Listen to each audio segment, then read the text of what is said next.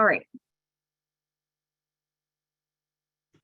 Thank you. So welcome to this event.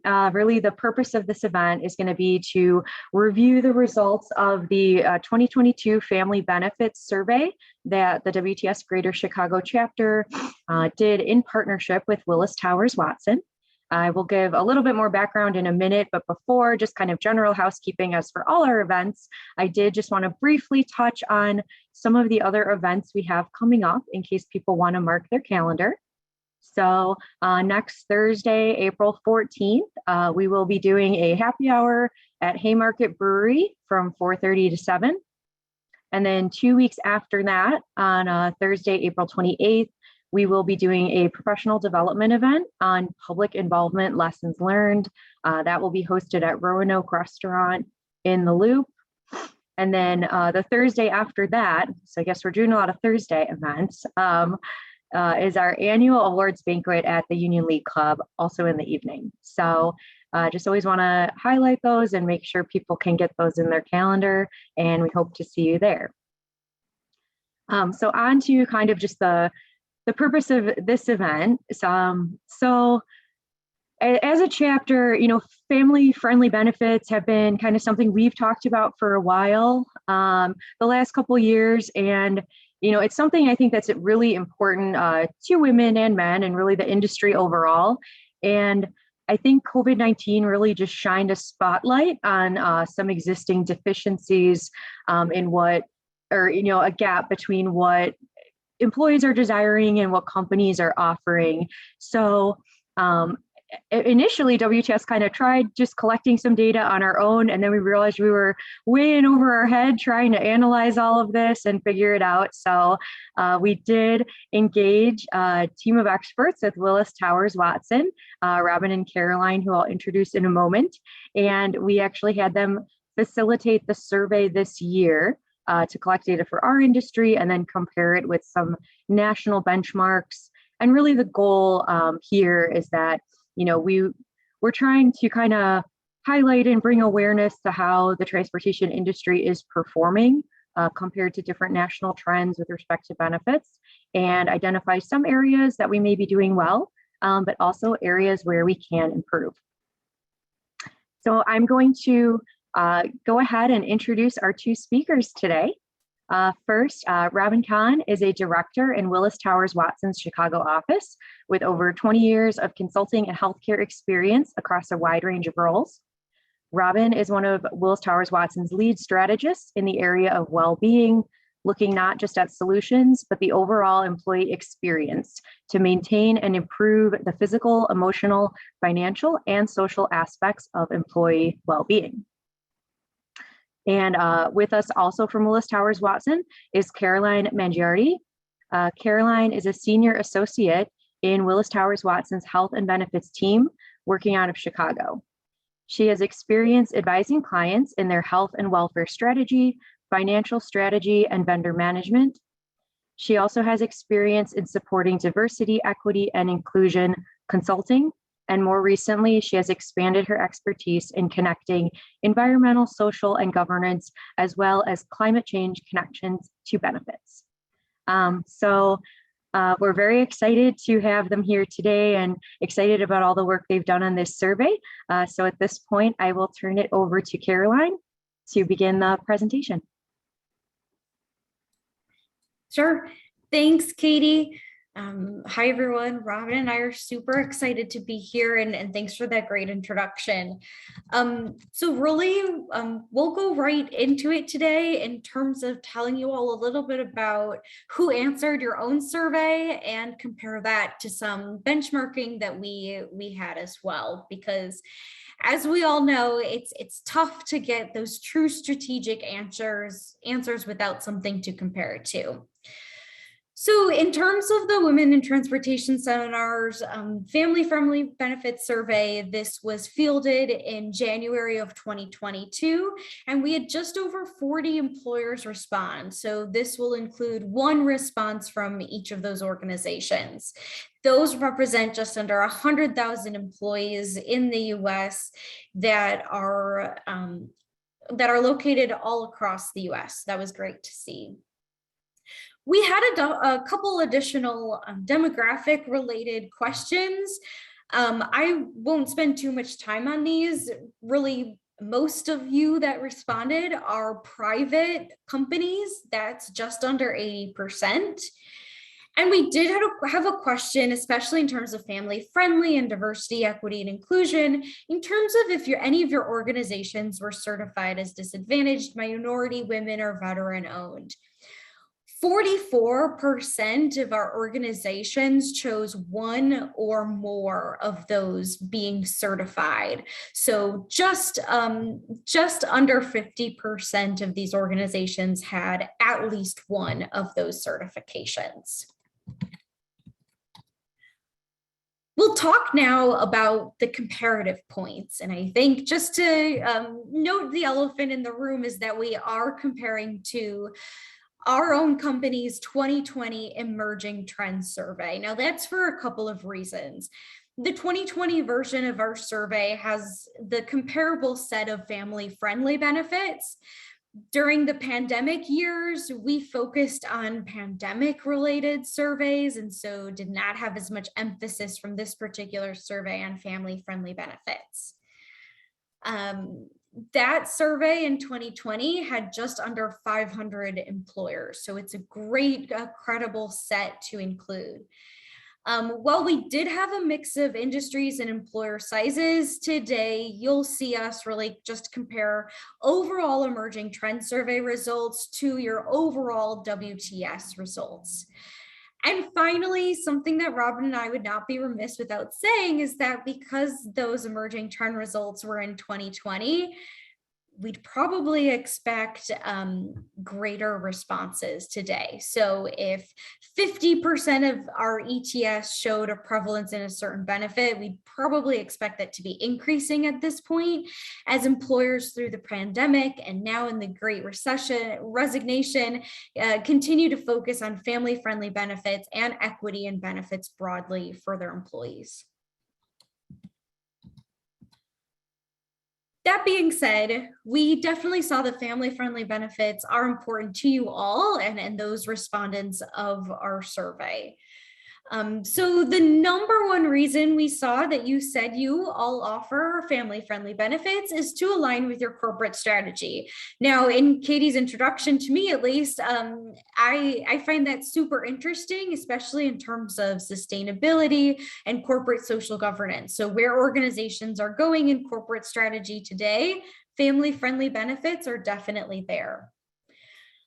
We see that over the last 3 years, you all, at least 65% of you have had a focus on family-friendly benefits, and we expect that to increase to 80%. I think in a very recent WTW survey I've seen that over the next 3 years has actually risen over 90%. So we know that employers are focused on this space, as are you all. We have some considerations for you all. This is based on respondents. So, I just recommend that as you all review whether you responded or did not to the survey, consider where your benefits are today. And we'll show averages, right? So you might be richer in some places than our average or leaner, but these are just going to show averages throughout. We know that leave is super important to you all, and we saw that you were less likely to offer caregiving leave than our broader emerging trends survey. Caregiving leave has been one of the hottest topics that I've talked about with clients. I think I've been involved in 2 vendor RFPs just in the past couple months alone. So caregiving, backup care, these are absolute focus areas for employers. Well, Caroline, I think it goes even beyond caregiving from a child perspective, right? That we're expanding what that definition of caregiving is to care for parents and other relatives that need that additional support. Thanks, Robin. Absolutely agree. And then maybe to piggyback off of yours, as we talk with employers, as many of you might have on-site employees, really getting them those resources and support so that they can come to work, continue to travel for their work. And that might be through concierge or these expanded caregiving benefits that Robin noted. In terms of short-term disability, we saw some lower payments that were specific to birth parents, excuse me. So we'll talk about that a little bit further. A bit surprised in that, as I think most of the employers that I work with are probably around that 100% short-term disability payment. You are also more likely to require a demonstration of infertility. That's important for a few perspectives. As we talk about equity, there's more family and people types looking to form a family that might not be infertile, but might need to use fertility type procedures to form their family. Also, if any of you are following the Human Rights Campaign's annual Corporate Equality Index, there are going to be changes for the 2023 version. And so making sure that you align with parity in your fertility benefits is going to be even more important if you're focused on that coveted 100 score when the survey returns next year. In terms of adoption, we've got some specific slides on these. 12% of your respondents offer adoption benefits and only 5% offer surrogacy. Now, I'll continue to say that surrogacy might be the more leading edge benefit of these two, but our employers are continually increasing or looking at reimbursements for adoption, surrogacy, and equity in terms of foster parents as well.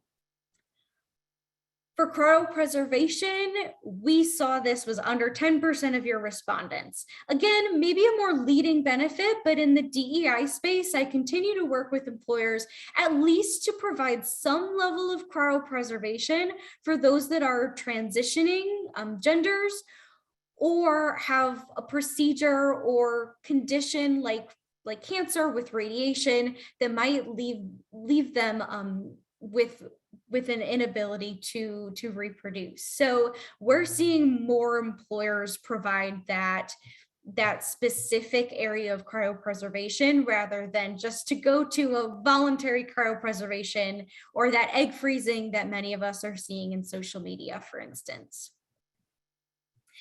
We also saw a lower respondent cover applied behavior analysis. Now, this type of analysis has been a traditional form of ongoing treatment for autism diagnoses.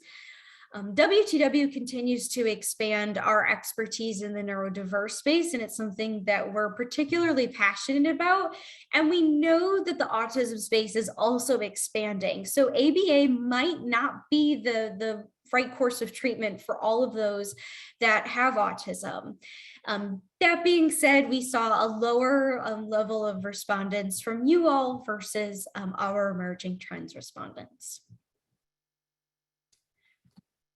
Those were our key highlights, and I think now we'll continue to go deeper into some of those detailed findings. So first, we talked about how important we know leave is to you all and talked about that caregiving leave.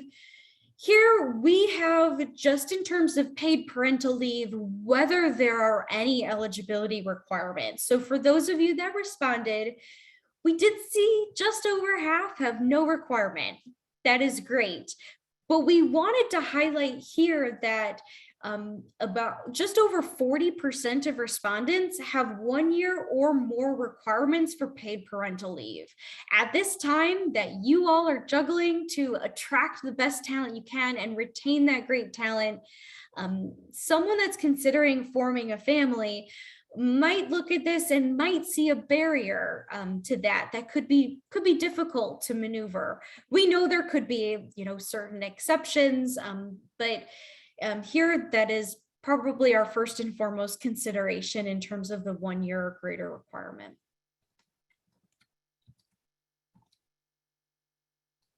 We also wanted to hone in on caregiving leave. So as Robin noted, caregiving leave can have many facets that can be primarily from child to adult, chosen family in terms of that loved one, and pet. So we saw for all of your respondents that there were lower levels of responses than our emerging trends survey. And again, just to point out, we believe that these will all be increasing just with the interest we're seeing from employers.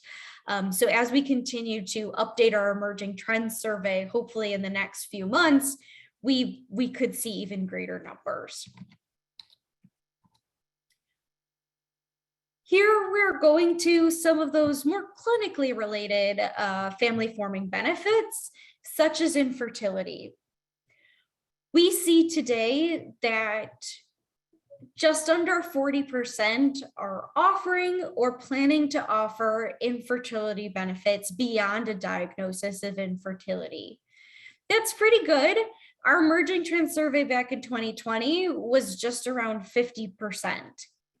And again, definitely expect this to increase. And given the human rights campaign's changes next year, we'll see this continue to be on the forefront of employers. We also asked you all, what was your lifetime limits? We saw that you responded just a bit less in terms of the median for the medical surgery limits. You were right on par with the pharmacy limits. And you actually, for those of you covering cycle limits, you were actually a bit richer than our emerging trends survey. And I would say cycle limits continue to be on the forefront of employers, as they would prefer to give that holistic cycle offering rather than kind of be focused on those dollars and cents that some of those medical and pharmacy dollar limits are focused on.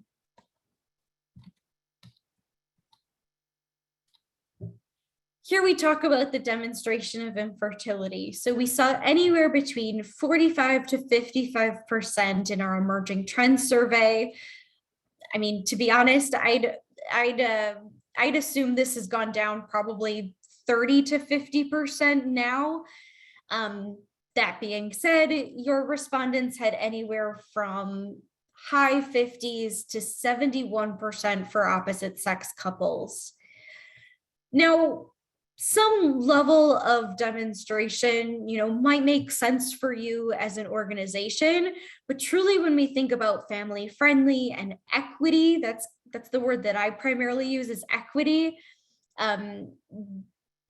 Making sure that these benefits are as equitable as possible, so you have some equitable level of demonstration of infertility, or you have no level of demonstration of infertility, is important to provide equity for benefits.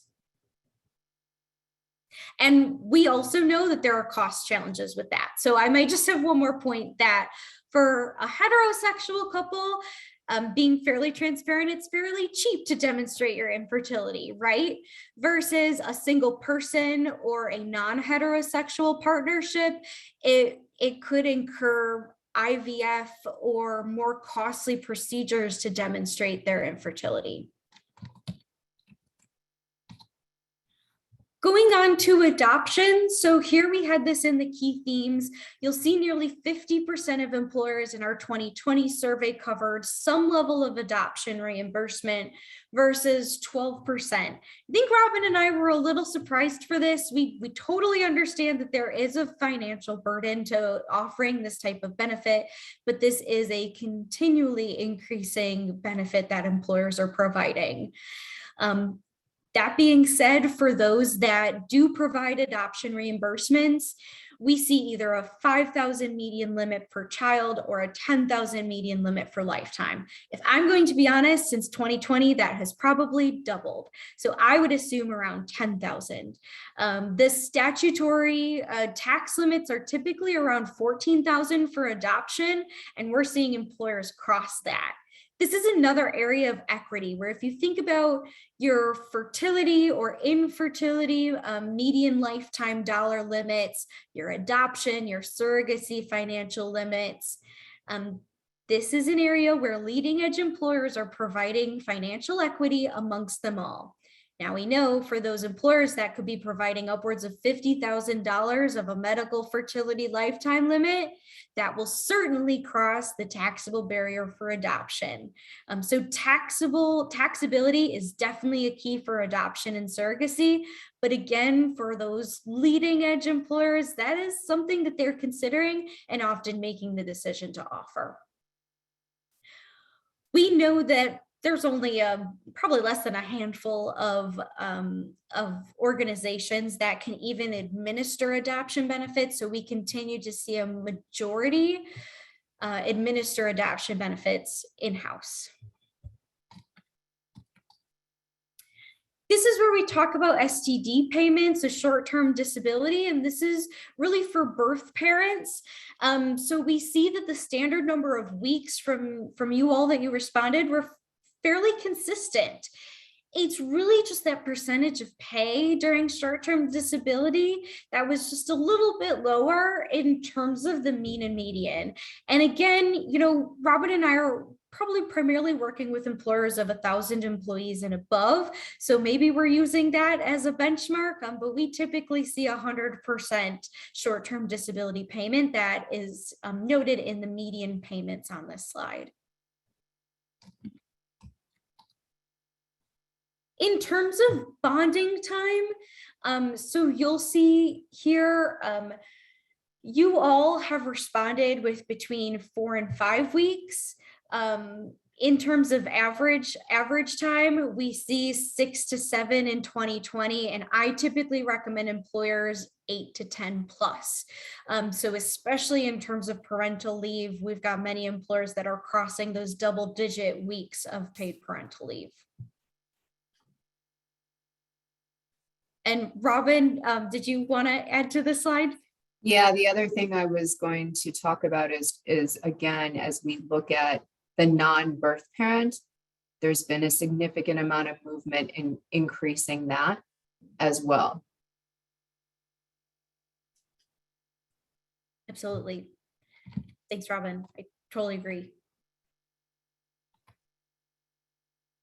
In terms of childcare services, so again, we had a varied amount of topics on this survey, and this one even is varied from caregiving leave, right? So there are a number of services that are in that childcare kind of category of benefits. We again saw your respondents at a bit of a lower response rate than in 2020. We will note that in terms of referral, your employee assistance programs are all probably able to provide some level of referral services. It's probably similar to like a mental health referral where you get a list of providers near you, but most, if not all EAPs are able to provide referral services. So I would say check with your EAP. That being said, specialty vendors, concierge, the transition between on-site and hybrid work environments have made some of the transitions of on-site childcare a bit trickier. And so that's where having these specialty vendors with their own networks, you probably have heard of care.com or Bright Horizons, all the way to concierge services of vendors such as Wealthy, Caraloop, Family First. There's so many vendors in this space, but really all provide specialized services at different points that might meet your needs. We also added a question in terms of flexibility. So especially regardless of the childcare space or where your employees have worked during the pandemic, would you plan to offer that same level of pandemic flexibility post-pandemic? And of course, we've got these in quotes, right? Because we are really still in the midst of the pandemic. So I think for all of us, the term post-pandemic is still to be determined a bit. What we saw here is that just over half, so 53%, are planning to offer that same level of flexibility post-pandemic. We saw that around 20% are either only for certain workforce segments or plan to return to pre-pandemic levels. And we certainly understand that organizations, especially such as yours in your industry, have a varying set of employee populations. So there might be some in HR or other parts of your organization where you might be able to continue to be flexible or might need to go back to the office to be facing with employees. So we understand that certain workforce segments might not be able to be as flexible as others. I believe with that, those were our key slides. And so, Robin, I'll see if you had any closing comments, maybe before turning it back over to Katie. No, I think, Caroline, what you shared was kind of, again, a great collection of some of the key themes that we're seeing. And in the conversations that Caroline and I have been having over the last few years, especially even in the last 6 months, there's been this heightened desire to really focus on what can we do to support women and families of all structures in having families, managing their families, managing their lives, and what are the different tools and resources and policies so that they can ensure that they are able, again, to attract the talent they want and retain the great talent that they have to be supportive of these families in this stage of their lives.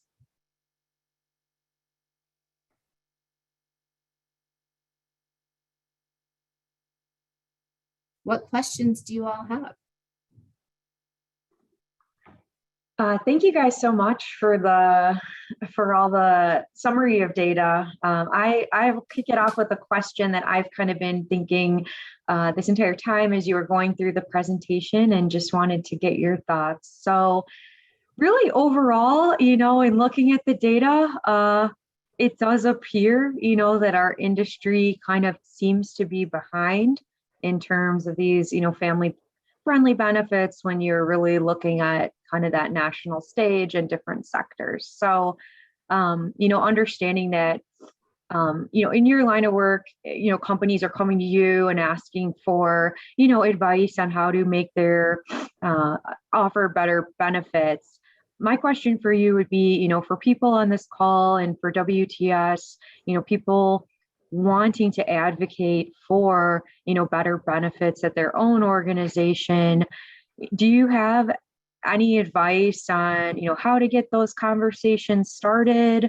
And other than, this data that we've collected, which I think is really helpful to show where we're at, are there any other, data sources or resources that you would recommend, our members take a look at just to get, a better idea so that if they are going in to try to have some conversations at their organization, they have a little bit of background?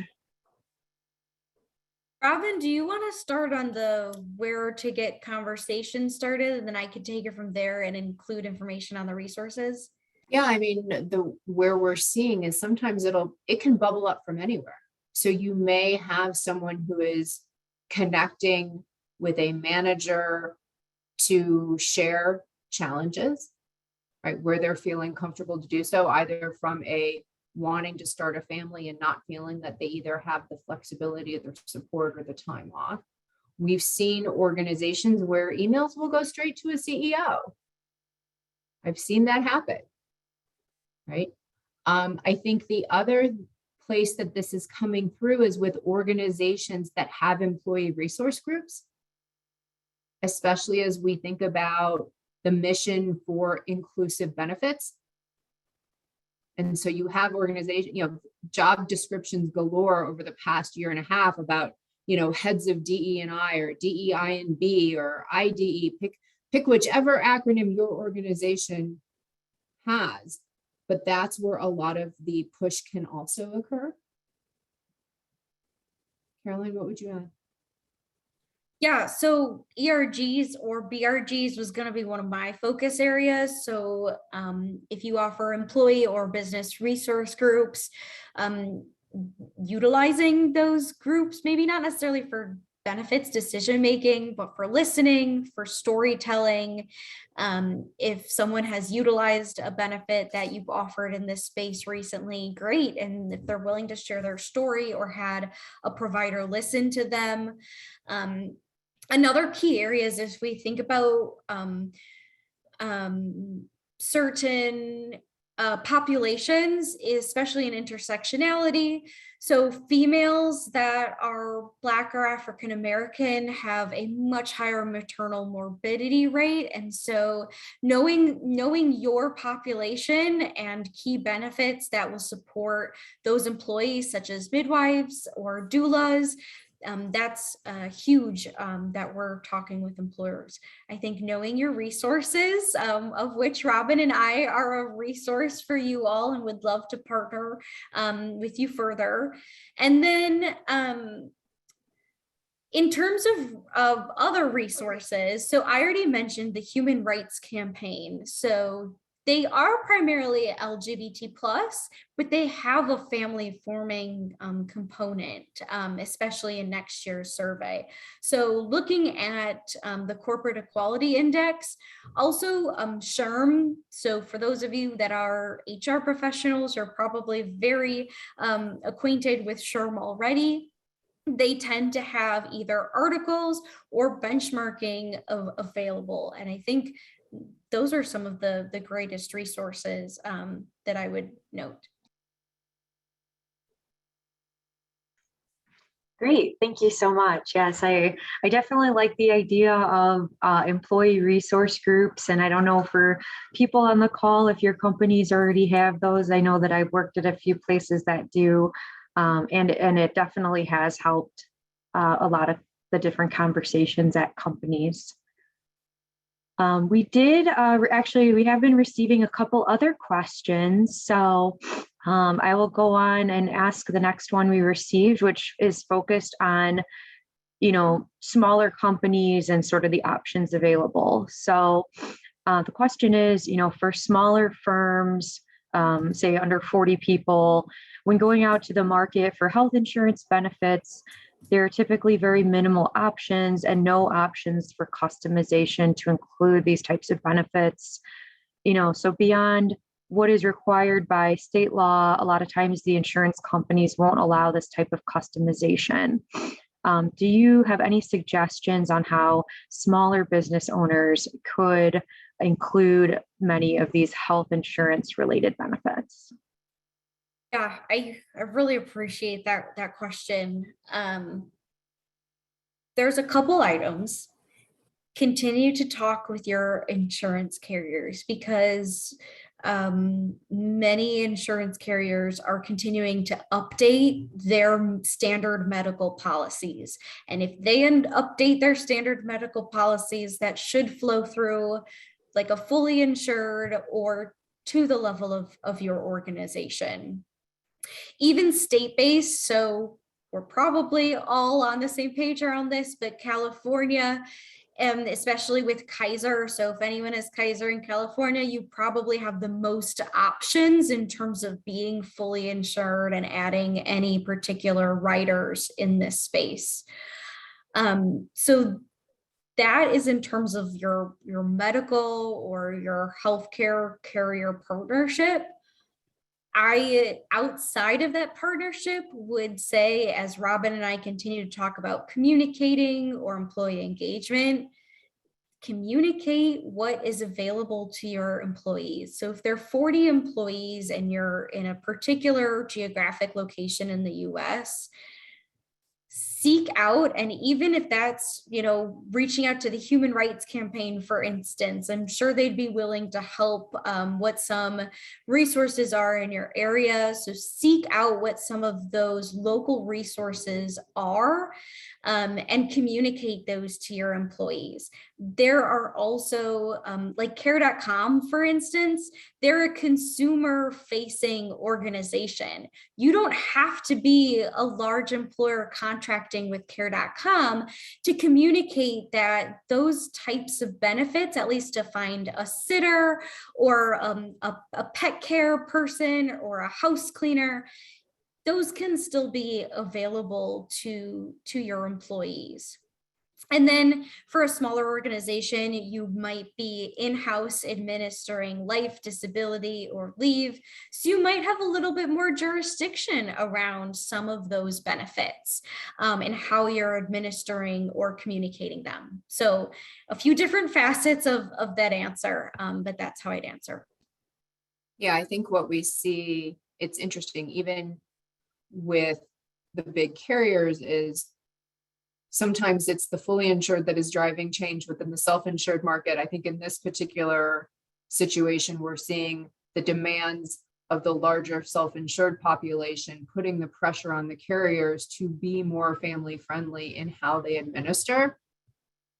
And again, if they are going to say that they are absolutely focused on equitable benefits, there may be changes going on for the fully insured as well.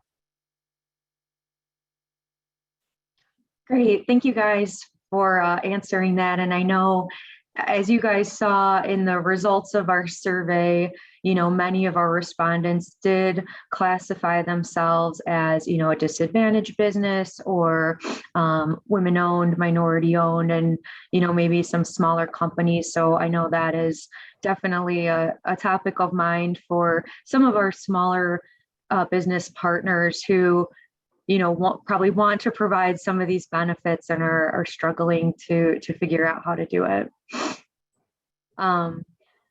Another question that we got is related to the government sector.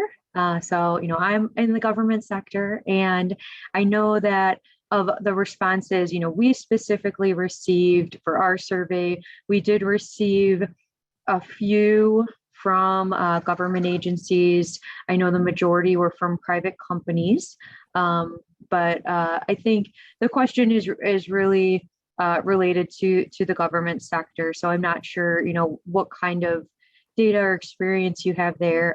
But the question is, many of us are in the government sector and maybe under collective bargaining agreements.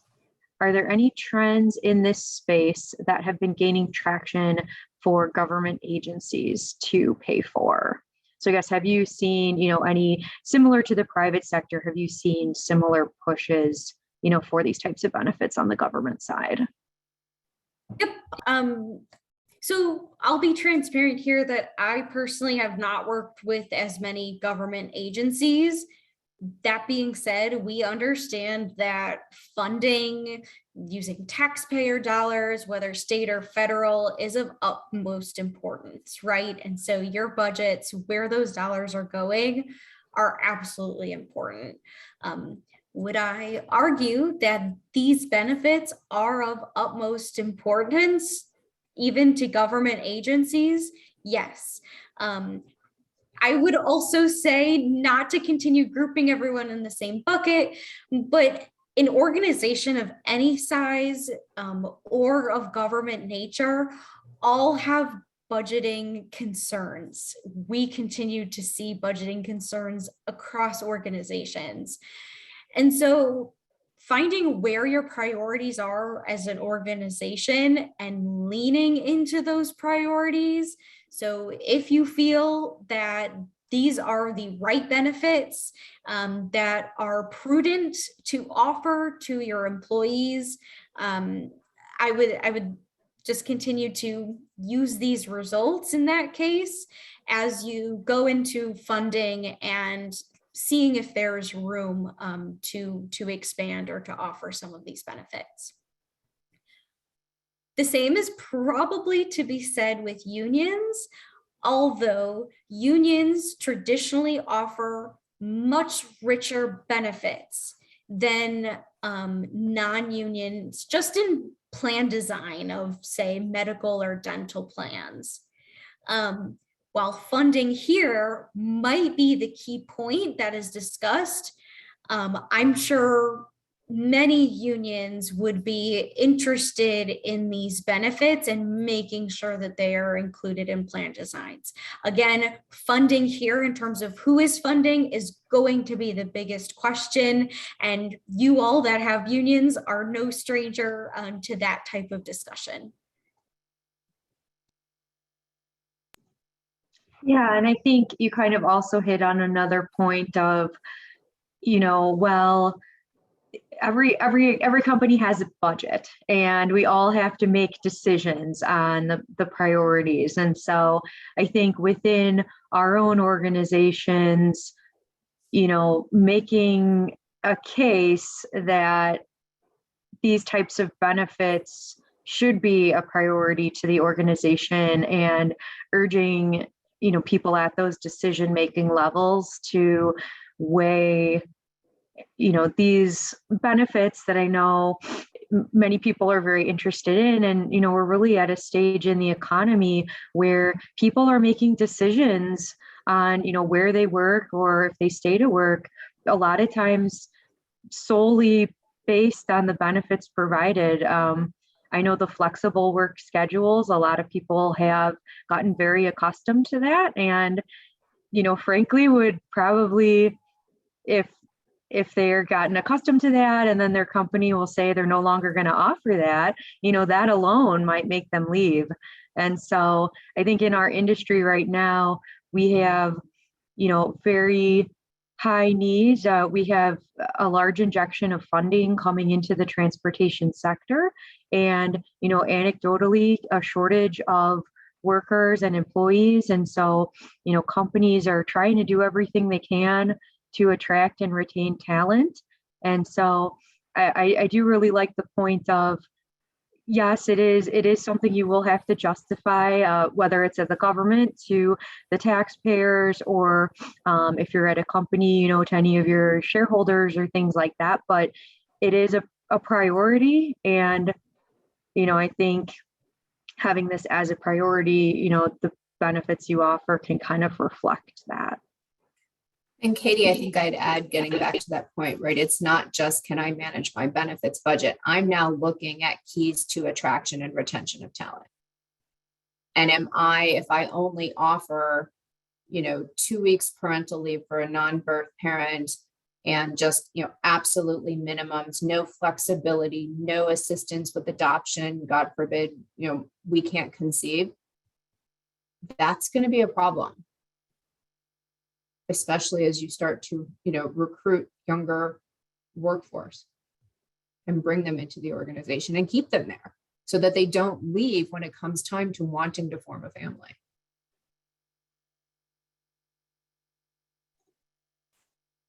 Yes, I know we definitely see that in WTS. So I don't think we've received any more questions.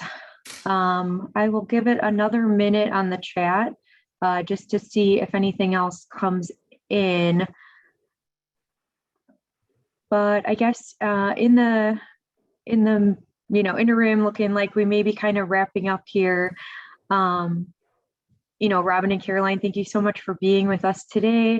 I guess, are there any last words you would want to leave our group with? Any food for thought, or again, just advice for us on how to continue moving things forward?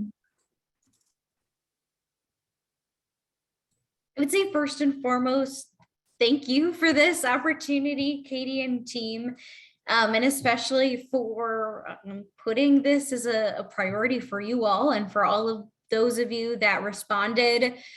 Thank you for responding. I hope this was informational to you, and as you kind of see what benefits you've experienced in your own organization or in HR being a part of your organization. And this will only continue to increase in employers' minds. We appreciate that this is a priority to you all as well. And Robin? Yeah, I think I echo Caroline's sentiments of appreciation to partner with you all on this work. I think the biggest thing we're seeing with organizations we're working with today of all sizes is, here's the benchmarking data, here's what we think, but what do our employees really think and feel and need? So for those that are leaving, our organization's doing the exit interviews to understand why. If people are turning down offers, why? It's people are kind of saying, oh, well, it's the great resignation, we're just going to hire a bunch of people. Well, time out. Stop them from leaving in the first place and work to retain them and find out what it's going to take. So to take that time to really understand the needs of your population are important. So don't forget to do that. Thank you. That's really great advice. So I think we're going to be wrapping up here. And just for all of the WTS members that have joined, we will be providing a copy of the information that was presented today, as well as some additional detailed information to all of the survey participants, as well as our members and partners. We do plan to post the information on our website, and throughout the rest of 2022, we will continue kind of bringing this up as a talking point and using all of the great data that Robin and Caroline compiled for us to help drive these conversations forward. And Robin, Caroline, as we kind of continue on our path, I'm sure we will be in touch in the future. I know I would really love to see eventually, maybe a year or two from now, maybe we could look at an update on kind of that post-COVID environment and be able to see some of the changes that you guys are kind of seeing live today. Absolutely. And again, we do research with employers, employees all the time. Be sure to check out our website if there are things of interest that you want to learn more about. We're happy to help. Thank you so much. Well, everyone, looks like you'll get 10 minutes back in your afternoon. And I did see, Carla, I just saw a message in the chat.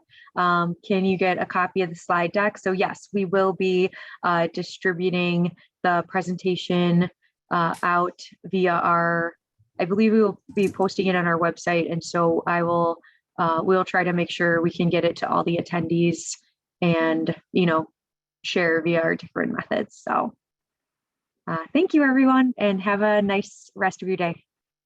Thanks.